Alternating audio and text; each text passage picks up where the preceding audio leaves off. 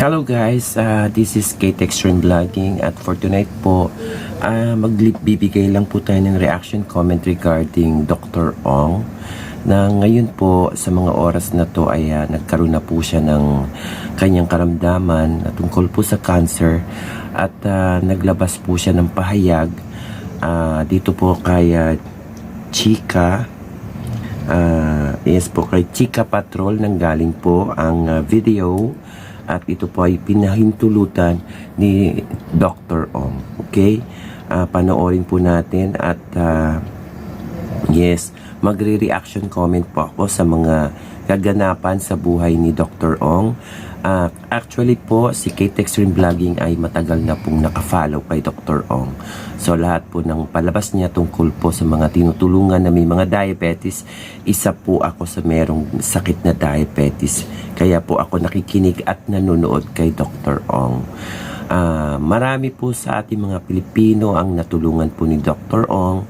Turuan po para maging makaligtas po tayo at hindi po panay na lang tayo gamot sa ating maintain po ng ating diabetes. Ayan. On the part of Dr. Ong, andito po si Kate Extreme Vlogging para po magbigay ng reaction comment in regards of Dr. Ong. So, pinapanood ko po siya mula pa po kahapon.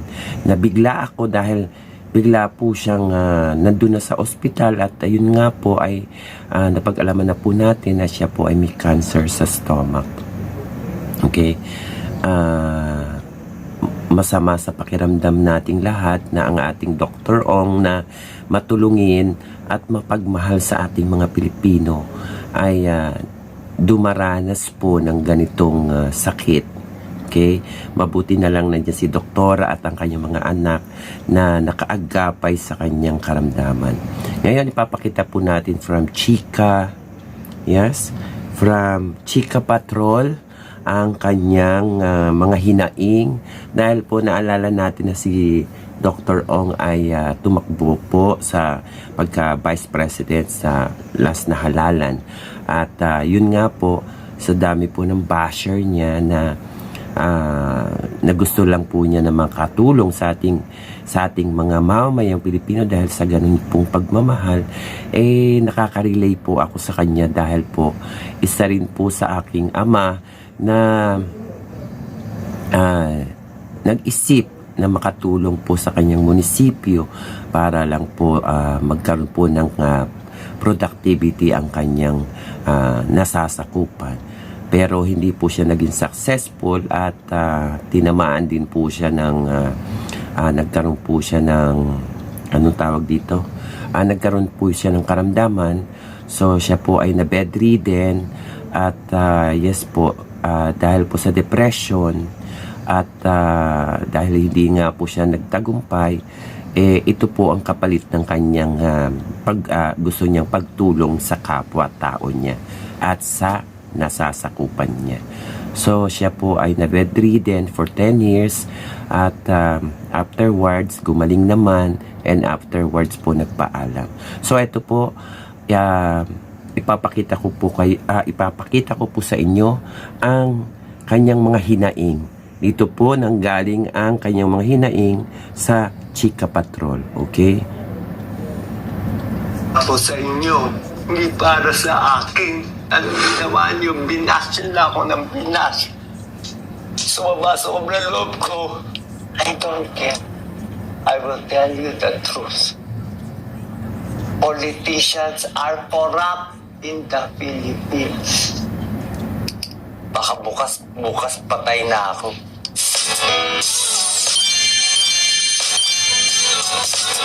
Ito daw, I was vomiting.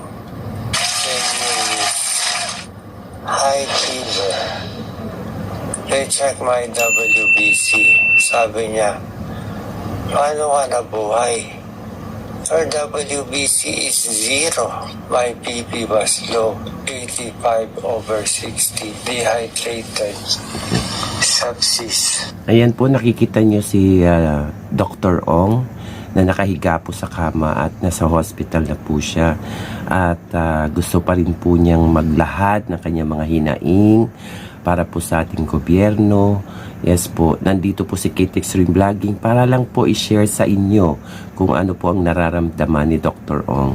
Nakaka-relay po ako kasi nangyari ito po sa aking ama. Okay? Pagpatuloy natin. Vasodilation of the artery from possibly E. coli. Ow. Sakit niya. Sakit niya. Sakit ang buko.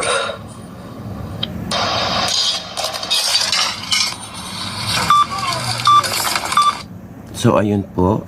Alisin natin tong ads. Okay? Pagpatuloy po natin.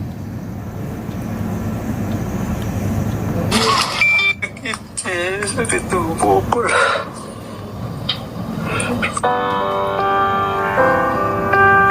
After 4 days of treatment, Kamusta po sa mahal kong followers? How are you? Update ko lang po kayo sa condition ko, ha? Walang iyakan muna, buhay pa naman ako. So today, ginagawa ko tong video, September 11, 2024. What time is it? 11 a.m. 10 a.m. Okay, 10 a.m. Ito parang may transformation po sa akin, hindi ko alam. Parang, alam niyo, gabi-gabi, parang may pumapasok na spirito dito, hindi ko alam ano na yan. At meron ako mga nakikita, kukwento ko sa inyo. Sabi nga nila, yung mga may cancer patients, I have sarcoma. Para sa mga doktor, you can use me as your case study din, ha? Okay lang po, hindi ako magagalit. sarcoma, yun po ay isang cancer na nasa tiyan na nakatago dito po. My diagnosis is sarcoma. One of the most hardest cancer to treat. It is 16 centimeter by 12 centimeter by 13 centimeter hidden inside my abdomen. The cancer situated itself in a very tricky and devious manner. It started from the T10, T11 spine. It grew to 16 centimeters. This sarcoma, it is so destructive. It blocked half of my esophagus. See, it is hard to swallow. Esophagus, dito yun. Esophagus is here. Ayaw pumasok. Yan. So, ang esophagus po yun dito, na kapag ako po, pag kumakain ako, para pong binabarahan yun dito ko. Okay? Nababarahan. So, kaya po ang ginagawa ko, dinudukot ko yung lalamunan ko para makalabas yung hangin ko dito. Dahil po may pagka-abnormalities po yung aking lalamunan. So, kaya ganun po yung nararamdaman ni Dr. Ong, na para kang sinasakal, na hindi ka makahinga. Yun nandito po sa esophagus. Okay? Pagpatuloy po natin.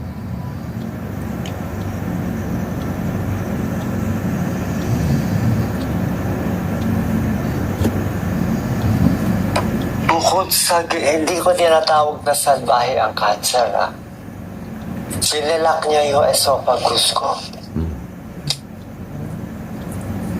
Tapos ang ginawa ng sarcoma, inibit niya yung aking right atrium. It also blocked my right atrium, almost compressing my heart. Look at my veins. And worst of all, you know what happened? This sarcoma is almost closing my inferior vena cava. My feet, grade 3 edema, swollen feet yesterday. Today, grade 1 edema only. See, grade 1 edema. Grade 1, grade 2, up to here. It's a beating edema. See, it's a beating edema. Look at my legs. It's beating edema. Isa, tama na. Nakakatakot na yan. So I will show you. Sa lahat po na may cancer. So, ayun po yung pinapakita ni Dr. Ong na tungkol po sa cancer. At talaga pong magkakaroon po tayo ng pangamba. Of course, kahit po sino na magkaroon po ng cancer, okay, ay magkakaroon po ng pangamba, okay?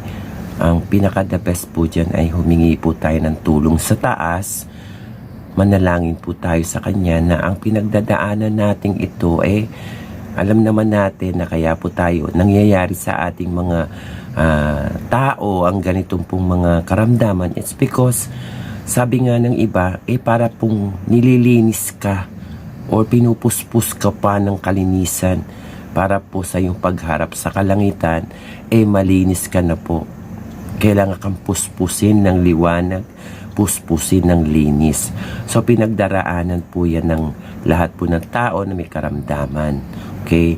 So, bago po natin sisihin po ang karamdaman o whatsoever, ang pinaka-the best po na gawin natin magpasalamat tayo dahil binigyan po tayo ng mga pagsubok ng ating Panginoon sa taas para po malaman natin kung kakayanin natin or malalampasan natin ang bawat pagsubok na dumaraan sa ating buhay. Okay?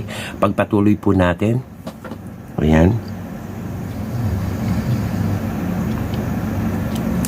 Hindi ko akalain na ganito na po ang itsura ni Dr. Ong dahil po pagka nagtatalakay siya tungkol po sa diabetes, nakita nyo naman ang mukha, maayos, yes, healthy. Hindi natin akalain na magkakaroon siya ng ganitong sakit, okay? So, hindi natin masabi kung saan tutubo yung sakit na yan. Either sa mahirap, either sa mayaman. Okay? Tuloy natin. I will show you. Sa lahat po na may cancer, I will speak in English. So everybody in the world will be inspired. If you have cancer, you have to fight. I have one of the best doctors this morning. I'm not saying they are the best, we are not the best, or Philippines is the best. It does not matter. But maybe there is some God's will that brought me here. Because when I saw all the beauty and strength, the speed, the coordination, and the brain power, everything here, it's like everything here is happening. Fast speed, fast speed. Here, in 2 days, they will get all your labs ready. On the 3rd day, they will kill the cancer. So on the 3rd day, I had the first chemo. The problem, I am admitted right now for one of the side effects of chemo, which is low WBC, which led to my condition now. You will be very surprised sa mga doktor po dyan. For those doctors and health workers watching, my diagnosis right now is neutropenic sepsis. So, Sepsis. what I should do as cancer patient, I was given this regimen, doxorubicin, but my hair, it fell a lot. But they say all this hair will fall off. So look at it while I still have hair. I also took cisplatin, the IV. That's why everything I eat is metallic.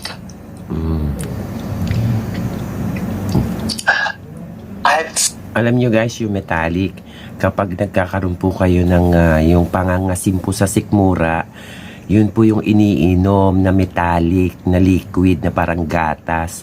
Yes, nakainom na po ako noon nung sumama po ang sikmura ko at nangasim, okay?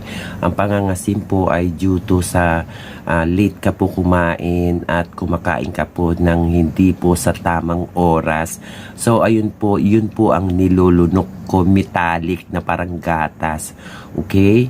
So, masama ang panlasa nun sa lalamunan. Okay? Pagpatuloy natin guys, si Dr. Ong. Yes, alam nyo naman si Dr. Ong, isa sa lahat ng doktor na pinakamatulungin sa mga kababayan nating mahihirap, sa mga kababayan nating nasa Pilipinas. Matulungin talaga sila ni Dr. Lisa. Yes, at isa po ako sa follower nila na nakaantabay po sa kanilang channel dahil po wala silang naging subject dito po sa kanilang pagbablog ay tungkol po sa mga kagamutan or kagalingan po ng mga kapwa nating Pilipino, na mga kapuspalad na wala pong pambili ng gamot, na wala pong yes, lahat na po, okay? So, ipagpatuloy po natin.